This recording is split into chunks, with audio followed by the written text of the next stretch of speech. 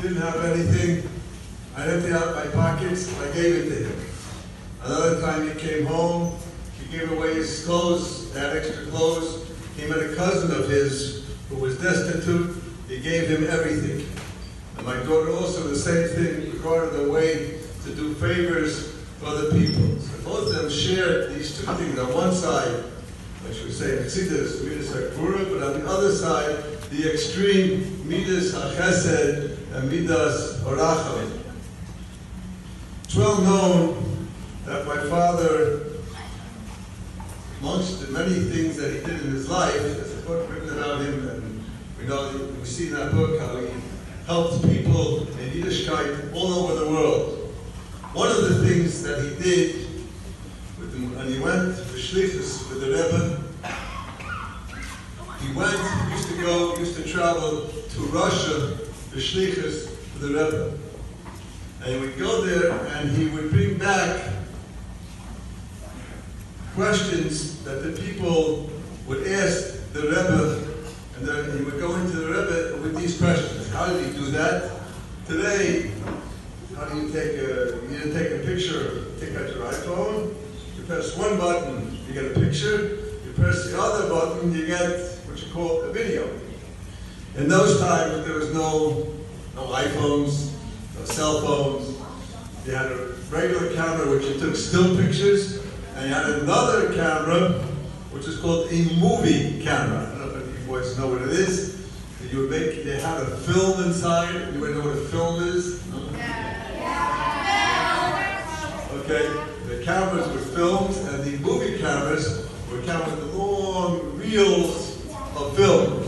And my father had this, at that time it was like very state of the art. It was a movie camera that also recorded. Today, having the video, of course the video records. That's those are the pshita. Of course every video records. At that time, you had movie cameras, but to record, that was something special. And my father would go and take pictures and take movies and bring it back. And it's very interesting that never did the Russians take it away from my father. When we went in and out to Russia, they used to search from head to toe and really torture you to take away. For some reason, a certain Siyata D'Shmaya, they never thought of looking at these movies. One time, I'll tell you some stories, some interesting stories what happened. There was a Chassid, his name was Kalman Melech Tumarin. He's no longer with us, Allah Shalom. And he got onto the video. I was now in Russia.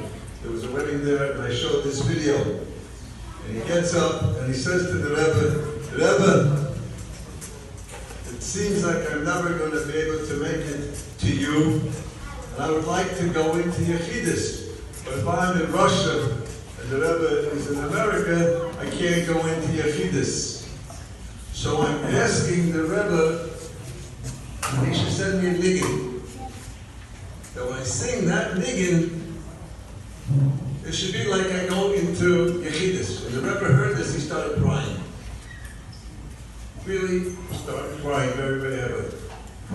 And he said that there was a person named Zalman Shazar, who was the president of Israel, and he came from a Lavacher family, and he told the Rebbe that when he wanted to Miskasher to the Frierdiker Rebbe, to the Rebbe, he would sing the Alter Rebbe's niggin.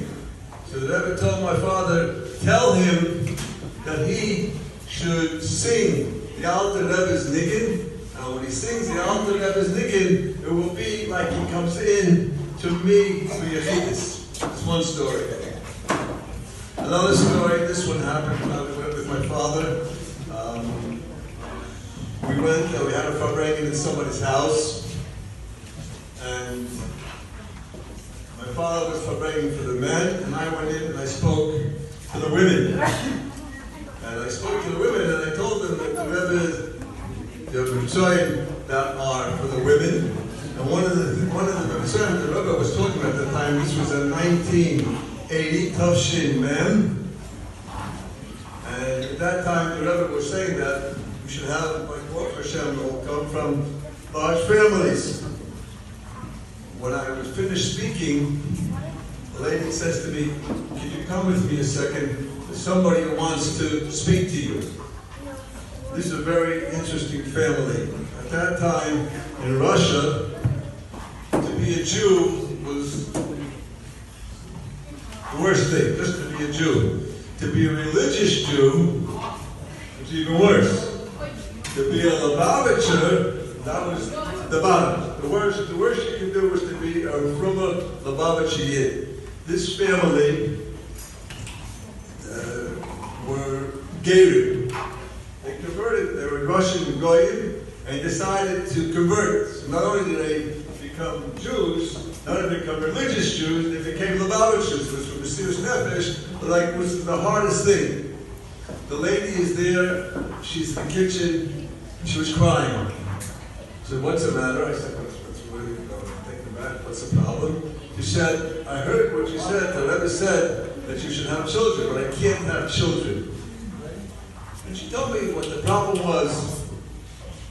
I walked over to her husband, and I said to her husband, "You know, my father was here so many times, and you met him.